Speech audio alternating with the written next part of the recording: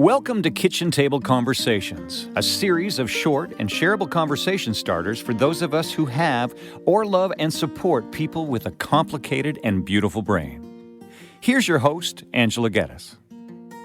Hi everyone, and welcome to another edition of Kitchen Table Conversations. I am just once again so happy that you've decided to share some time with us today. We got some really positive feedback for our discussion around last week's podcast, where we focused on some of the more positive attributes that people who experience anxiety or people who would consider themselves to be anxious often have and experience and express on a daily basis. So once again, just in summary, we discussed how anxious people tend to be very caring and very careful and very considerate and very helpful, and they always want to do their best, and they work so hard to often please others or do things for other people, and they worry that what they're doing or what they're contributing to is going to be really helpful and the best. So all those things are really, really important. And so today we'd like to just follow up by talking about ways that we can live our best life no matter what we're experiencing at the time. So again, when we talk about anxiety, when we think about that, really, much of our time when we're anxious, we're spending time in our future. We're wondering what's going to happen if this takes place, or, we're worried about something that's not even here yet. And then alternatively, when we think about, some of our more depressed thoughts or some of the things that we're sad about, that often involves us spending time in our past, worrying about what did happen, or maybe wondering what would have happened if we would have done something differently, or living with some regrets or just sadness over things that we've lost over time. So it is rare for most of us to really, really focus on being right here in this moment. And when we do take the time to focus on being right here, we can take the time to really focus on some of the little things that can bring us joy if we just allow ourselves that time. Even simple little things like just going for a walk to the store. We can take time to notice what's going on around us. Maybe there's some new neighbors in town, or maybe there's a new puppy across the street that can bring a smile to your face. Or maybe we can just count our steps and really be grateful for the opportunity for us to be moving in a good way and being able to go and get what it is we need. When we take the time to just be in these moments, we can realize that these are the only moments that we really can control.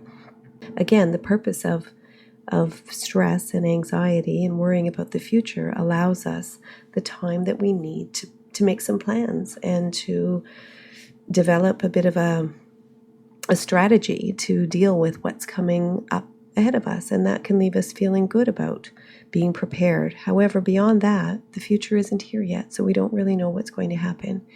And likewise, spending time in the past allows us to remember positive things as well, but it also allows us to learn from the things that we've experienced. And sometimes, as I often say, life is a series of learning opportunities, and some of them are just beautiful, and some of them are really, really painful. But all we can do is learn from them and allow it to guide our future in the best way. So I love the quote from Maya Angelou where she says, "Do your best until you know better. And then when you know better, you can do better." And so from my perspective, I try to use that philosophy in everything that I can do to help me live my best life. And I think that's what we're all trying to do, is live our best life. So I often say too that no matter whether it's anxiety or depression or diabetes or even cancer, no matter what the diagnosis or even the situation is, whether you're going through a rough patch or you've had some difficulties with some friends, or maybe your work is experiencing some difficulties, or maybe even you've lost your job. Maybe you're going through a divorce, or you're wondering, is a separation inevitable? So no matter what these diagnoses or situations are, they are a part of what we're experiencing, but they're not all of us, and they certainly don't define who we are. At the same time, ignoring some of our big issues or our diagnoses, or pretending that they don't exist, well, that that doesn't make it go away. Even though there's times where we would like to just forget about all of the things that are going on. But there are a lot of things that we can do right now that can make ourselves feel a little bit better and actually help us do a little bit better despite what we're experiencing. So for example, I often say, we can kind of forget that we have diabetes for a little while, and we can enjoy the chocolate cake, and we will enjoy that chocolate cake for a little bit, but if we do that too often, there's going to be consequences. So we often do things in the short term that do make us feel really good. But we do have to, take into consideration whether or not that's going to do us good in the long run. Just like avoiding things that make us feel uncomfortable or painful, it's natural. We all try to avoid pain and things that make us uncomfortable. But that only works in the short term as well. If we don't face head on what things are in front of us and that are causing us grief or distress, then they'll tend to deal with us sometimes when we're even less prepared. So one of the things that I think that we all need to consider is our own personal wellness and taking responsibility for making our days as good as they can be, and recognizing what kinds of things we're in control of and what kinds of things we're not, and sort of taking some space between the things that are outside of our control. So things like other people's behavior, the way other people think about us, those kinds of things, those are not within our control. But what we do to sort of positively influence our environment and the people around us are within our control.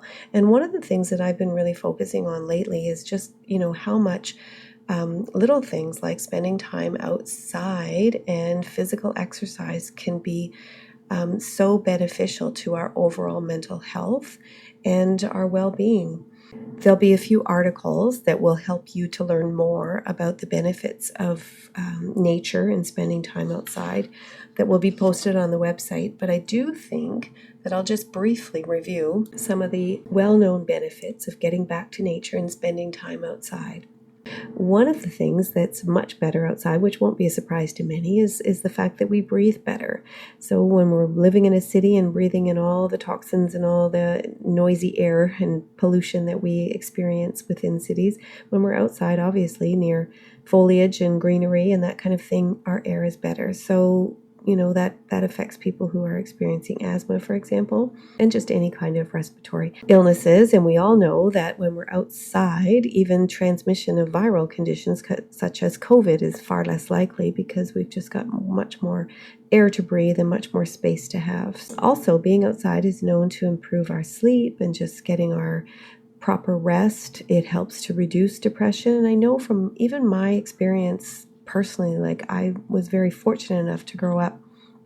My parents have a cottage on the water, so very, very fortunate to have had those experiences and to continue to have those experiences. But it's ridiculous how I drive into my parents' driveway and I get outside of my car and I just innately just breathe deeper than I ever do. And it just smells so good when I'm in nature. And I don't know, I guess it's just, for me, it's like coming home as well. But when I go up north, it just smells differently. So it does help my mood, just being there. I have a smile on my face and there's just no way around it. And also when we're outside, we're not in front of the TV and we're just more motivated to exercise and to, everything we do just involves a little bit more physical activity. It improves our mental energy, just looking at all the beautiful sights and sounds and paying attention to the birds and the little crackling of the leaves underneath our feet while we're walking through the woods.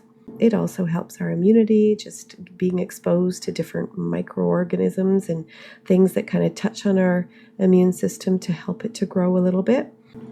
And when you're outside in nature and walking around and spending time with family and friends or doing whatever it is you like to do, then that means that you've got less time focusing on some of the things that are really worrying you or stressing you out at the time. So we all, even though avoiding our stressors for the long term doesn't help us overall, we all need to take a little break from it. And we all do need to remember some, positive moments and just be.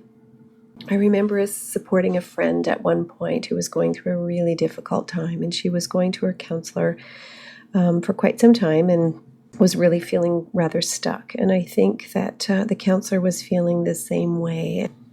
And the counselor suggested that really things were not going to change for this person until a decision was made, and that in this case, probably a pretty drastic transition would need to take place.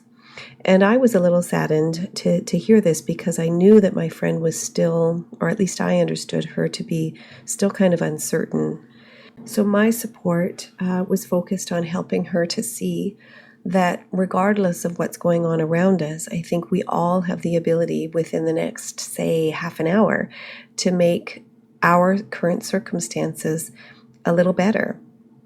Or alternatively, we can make them a little bit worse as well. But those are the kinds of things that we are in control of. And when we focus on what brings us peace and what brings us joy, and when we reconnect with our own values, the rest of the world can still go on and take place. Our stressors will still exist, but this kind of acceptance and taking some time away involves, learning how to struggle less with some of the things that we find stressful or are causing us suffering. It also involves us to allow ourselves to learn how to make commitments to do things to help us live our best lives, regardless of what's happening around us.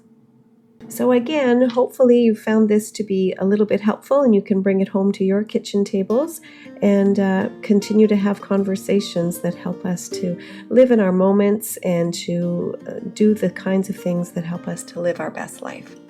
With many thanks, Angela.